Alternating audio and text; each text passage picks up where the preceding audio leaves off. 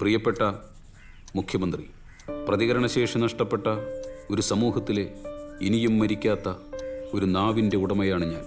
Express highway, mono rail, metro, എന്തെല്ലാം പരിഷ്കാരങ്ങളാണ് എൻ്റെ ഈ കൊച്ചുനാട്ടിൽ. ഈ ഹൈടെക് പരിഷ്കാരങ്ങൾക്ക് പിന്നാലെ പരക്കം പായുമ്പോൾ നഗരത്തിൻ്റെ വിവിധ ഭാഗങ്ങളിൽ കുന്നുകൂടി കിടക്കുന്ന മാലിന്യ കൂമ്പാരങ്ങൾ അങ്ങ് കാണാതെ പോയി.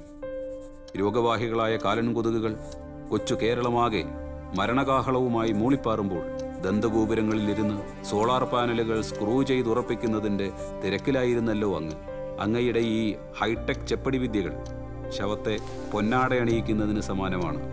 ഓട്ടം നിർത്തി ഒരു നിമിഷം നിൽക്കുക, ഒന്ന് ചിന്തിക്കുക എന്ന് സസ്നേഹം ഊമ.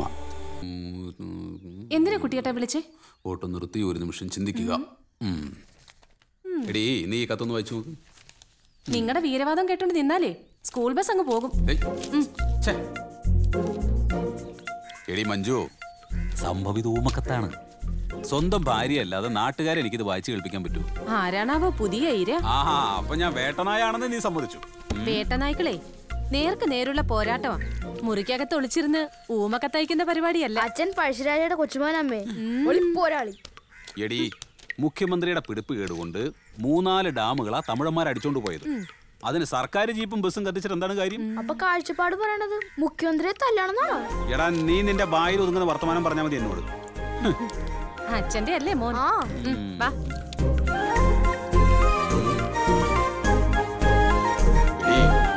ഇന്ത്യക്ക് സ്വാതന്ത്ര്യം നേടിക്കൊടുത്തത് മഹാത്മാഗാന്ധിയുടെ അഹിംസാ സിദ്ധാന്തങ്ങളായിരുന്നു.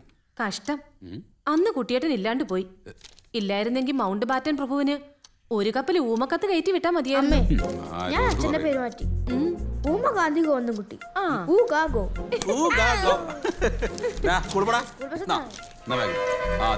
ബസ് വന്നു.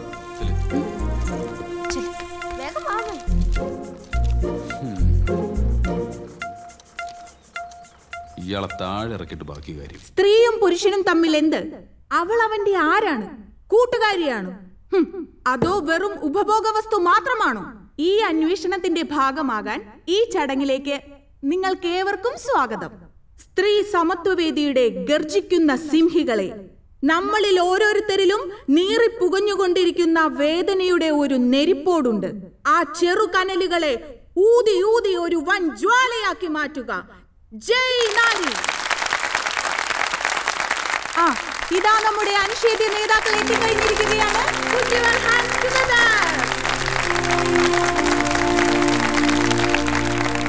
സ്ത്രീ സമത്വവേദിയുടെ സംസ്ഥാന ചെയർപേഴ്സണും കേരളക്കരയുടെ രോമാഞ്ചവും സ്ത്രീത്വത്തിന്റെ കാവൽ മാലാഖയുമായ നമുക്ക് പ്രിയപ്പെട്ട കവയത്രി നയനകുമാരി, പ്രസ്ഥാനത്തിന്റെ നെടുംതൂണായ president Shrimati Vasundhara, joint secretary Shrimati Gangadevi, joint secretary Shrimati Yashoda, joint secretary Shrimati Cecily. ഇനി നിങ്ങളോട് സംവേദിക്കാൻ മലയാളത്തിന്റെ പ്രിയ കവയത്രി ശ്രീമതി നയനകുമാരിയെ വേദിയിലേക്ക് ഹാർദമായി ക്ഷണിക്കുന്നു. Please come madam. വേദിയിലും സദസ്സിലും ഉപവിഷ്ടരായിരിക്കുന്ന സമത്വവാദികളായ സഹോദരിമാരെ, എല്ലാവർക്കും നമസ്കാരം. സ്ത്രീയും പുരുഷനും സമന്മാരല്ല. ഏതൊക്കെ മാനദണ്ഡങ്ങൾ വെച്ച് നോക്കിയാലും സ്ത്രീ പുരുഷനേക്കാളും വളരെയേറെ മുന്നിലാണ്. പുരുഷ മേധാവിത്വത്തെ തച്ചുടയ്ക്കാനായി ഞാൻ ചില ഗൈഡ് ലൈൻസ് മുന്നോട്ട് വെക്കുകയാണ്. അതിലൊന്ന്, ചിട്ടയായ വ്യായാമത്തിലൂടെ നമ്മൾ സ്ത്രീകൾ പുരുഷനൊപ്പം കരുത്താർജിക്കുക. 2, അടുക്കളയിലെ പാചക കലാപരിപാടിയിൽ സ്ത്രീയും പുരുഷനും തുല്യ പങ്കാളിത്തവും ഉത്തരവാദിത്വവും ഉറപ്പുവരുത്തുക.